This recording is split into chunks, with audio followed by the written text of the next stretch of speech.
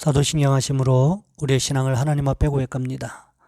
나는 전능하신 아버지 하나님, 전지의 창조주를 믿습니다. 나는 그의 유일하신 아들 우리 주 예수 그리스도를 믿습니다. 그는 성령으로 잉태되어 동정녀 마리아에게서 나시고 본디오 빌라도에게 고난을 받아 십자가에 못 박혀 죽으시고 장사된 지 사흘 만에 죽은 자 가운데서 다시 살아나셨으며 하늘에 오르시어 전능하신 아버지 하나님 우편에 앉아 계시다가 거기로부터 살아있는 자와 죽은 자를 심판하러 오십니다. 나는 성령을 믿으며 거룩한 공교회와 성도의 교제와 죄를 용서받는 것과 몸의 부활과 영생을 믿습니다. 아멘. 찬송가 527장입니다. 어서 돌아오 어서 돌아마노 지은 죄가 아무리 무겁고 크기로 주 얻지 못함당하고 목합 받으시리요. 우리 주의 넓은 가슴은 하늘보다 넓고 넓어 어서 돌아오 어서 돌아마노 우리 주는 날마다 기다리신다오. 밤마다 문 열어놓고 마음 졸이시며 나간 자식 돌아오기만 밤새 기다리신다오. 어서 돌아오 어서 돌아마노 채찍 맞아 아파도 주님의 손으로 때리시고 어루만져 위로해 주시는 우리 주의 넓은 품으로 어서 돌아오소.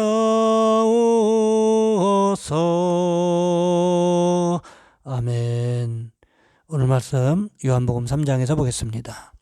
요한복음 3장 22절로 36절까지 말씀입니다. 제가 가진 성경은 신약성경 146쪽에 있습니다. 제가 봉독해 드립니다. 그 후에 예수께서 제자들과 유대 땅으로 가서 거기 함께 거하시며 세례를 베푸시더라. 요한도 살렘 가까운 에논에서 세례를 베푸니 거기 불이 많음이라. 그러므로 사람들이 와서 세례를 받더라. 요한이 아직 옥에 갇히지 아니하였더라. 이에 요한의 제자 중에서 한 유대인과 더불어 정결 예식에 대하여 변론이 되었더니 그들이 요한에게 가서 이르되 랍비여 선생님과 함께 요단강 저편에 있던 이 곧 선생님이 증언하시던 이가 세례를 베풀매 사람이 다 그에게로 가더이다. 요한이 대답하여 이르되 만일 하늘에서 주신 바 아니면 사람이 아무것도 받을 수 없느니라. 내가 말한 바 나는 그리스도가 아니요 그의 앞에 보내심을 받은 자라고 하는 것을 증언할 자는 너희니라. 신부를 취하는 자는 신랑이나 서서 신랑의 음성을 듣는 친구가 크게 기뻐하니 나는 이러한 기쁨으로 충만하였노라. 그는 흥하여야 하겠고 나는 쇠하여야 하리라 아니라. 위로부터 오시는 이는 만물 위에 계시고 땅에서 난 이는 땅에 속하여 땅에 속한 것을 말하느니라. 하늘로부터 오시는 이는 만물 위에 계시나니 그가 친히 보고 들은 것을 증언하시되 그의 증언을 받는 자가 없도다. 그의 증언을 받는 자는 하나님이 참되시다는 것을 인쳤느니라. 하나님이 보내신 이는 하나님의 말씀을 하나니 이는 하나님이 성령을 한량없이 주심이니라. 또 아버지께서 아들을 사랑하사 만물을 다 그 손에 주셨으니 아들을 믿는 자에게는 영생이 있고 아들에게 순종하지 아니하는 자는 영생을 보지 못하고 도리어 하나님의 진노가 그 위에 머물러 있느니라. 아멘. 오늘 본문의 말씀을 가지고 나는 누구인가 라는 제목으로 함께 말씀을 살펴보겠습니다. 파리에서 죄수한 사람이 여자로 분장하고 탈옥을 했습니다. 목소리도 몸짓도 옷차림도 영락없이 여자였습니다. 그런데 도시 중심가에서 아주 쉽게 체포당했다고 합니다. 그 이유는 패션 의상이 걸려있는 양품점 앞을 이 사람이 그냥 지나갔기 때문이라는 거지요. 여자라면 그냥 지나갈 리가 있었겠습니까? 이와 비슷한 얘기가 한국에서도 있었다는 얘기를 들었습니다. 정신병원에서 환자 한 분이 무단 탈출을 했습니다. 이 환자는 평소 자기가 남자인데 여자라고 생각하면서 유달리 옷에 관심이 많았다고 합니다. 어디로 갔을까 생각을 하다가 아마 명동에 갔을지도 모른다라고 추측을 하고 가보았더니 아닌 게 아니라 패션 가게 앞에서 서성거리고 있는 그를 쉽게 찾았다고 합니다. 이 두 개의 에피소드에는 하나의 공통점이 있습니다. 그것은 인간은 자기가 누구인가를 인식하는 대로 행동한다는 것입니다. 죄수는 여장을 하기는 했지만 자기가 여성이라는 인식이 없었기 때문에 결국 남성처럼 행동하고 만 것입니다. 반대로 정신병원의 환자는 자기가 남성이었음에도 불구하고 여성이라는 여성 인식을 가지고 있었기 때문에 그는 여성처럼 행동한 것입니다. 그만큼 내가 누구로 자기 자신을 인식하느냐 하는 것은 자기 정체성 인식은 내가 어떤 행동을 하느냐, 어떤 태도를 가지고 삶을 사느냐에 매우 중요한 영향을 끼치게 되는 것입니다. 이것을 우리는 자기 정체감 혹은 자기 정체 인식이라고 말을 합니다. 자기 정체감이 제대로 정립되어 있지 않으면 인생을 살아간다고 하는 것이 너무너무 어렵고 힘들 수 있다는 거지요. 반면에 이 정체감이 있다고 한다면 세상을 얼마든지 확신을 가지고 살아갈 수 있다는 것입니다. 오늘 본문의 세례 요한이 그러했다라는 거지요. 니고데모가 예수님을 찾아온 이후에 예수님께서 유대 땅으로 가셨습니다. 그곳에서 사람들에게 세례를 베풀고 있었습니다. 이 장면을 누가 보았을까요? 세례 요한의 제자들이 보게 되었다는 거지요. 그러다가 보니까 아마도 이 세례 문제에 대해서 자신들의 스승인 세례 요한에게 이야기할 필요를 느꼈겠지요. 세례 요한의 제자들이 예수님께서 세례를 베풀고 있음을 보고한 것은 세례 요한의 제자들도 이 세례의 문제가 얼마나 중요한 것인가를 깨닫고 있었음을 이야기하고 있는 것입니다. 아마도 세례 요한의 제자들은 이렇게 보고하면 세례 요한이 예수님을 쫓아가서 더 이상 세례를 베푸지 못하도록 하겠지, 이런 계산이 있었을지도 모르겠습니다. 하지만 세례 요한이 어떻게 대응합니까? 오늘 보면 27절과 28절 말씀해 보시면 이렇게 기록하고 있습니다. 요한이 대답하여 이르되 만일 하늘에서 주신 바 아니면 사람이 아무것도 받을 수 없느니라.